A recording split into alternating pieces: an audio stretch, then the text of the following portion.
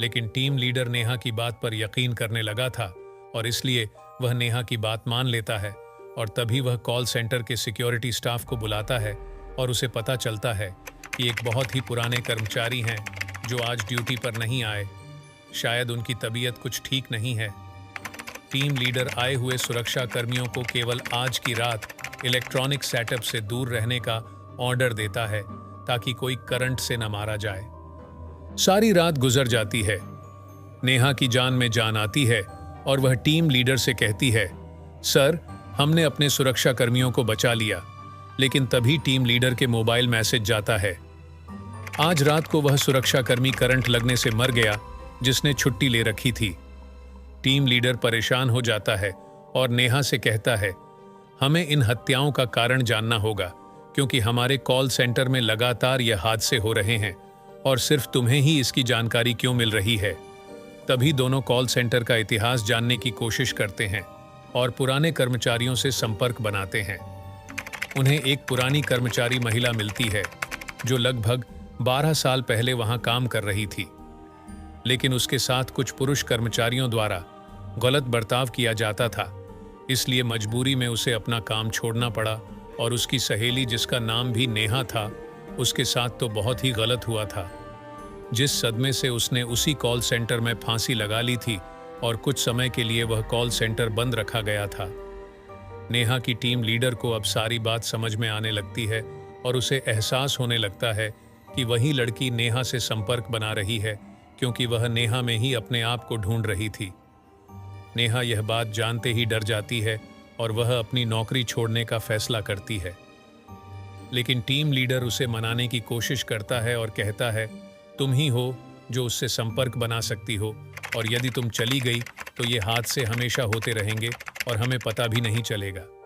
जरा सोचो कितने निर्दोष लोगों की जान जा सकती है। और यह बात सुनते ही नेहा मन बना लेती है कि वह पता लगा कर रहेगी कि यह हादसे कैसे रोके जा सकते हैं और दोनों मिलकर एक व्यक्ति के पास जाते हैं जिसे वैज्ञानिक रूप से भूतों से संपर्क साधना आता था। वहां जाकर उस व्यक्ति से उन्हें पता चलता है कि जब तक उसका बदला शांत नहीं होगा वह ऐसे ही हत्या करती रहेगी, लेकिन यदि हम उसकी आत्मा का संपर्क कॉल सेंटर से अलग करने में कामयाब हो जाए तो हादसे रोके जा सकते हैं।